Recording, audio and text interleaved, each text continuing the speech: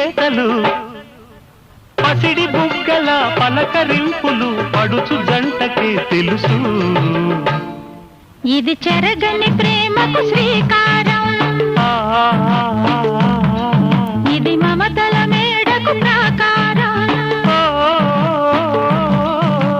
పండిన కలలకు శ్రీరస్తు, పసుపు కుంకుమకు శుభమస్తు.